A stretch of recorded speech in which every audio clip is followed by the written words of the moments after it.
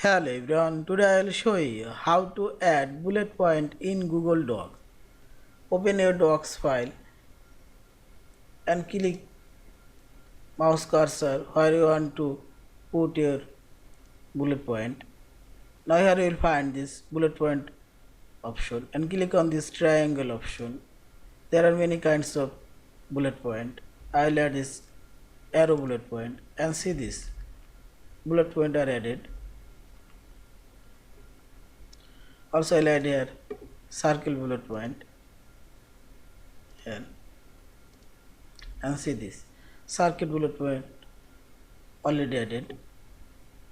Again I will add here another bullet point, this one, and see this bullet point are added. Here also I will add bullet point, this one, and see this.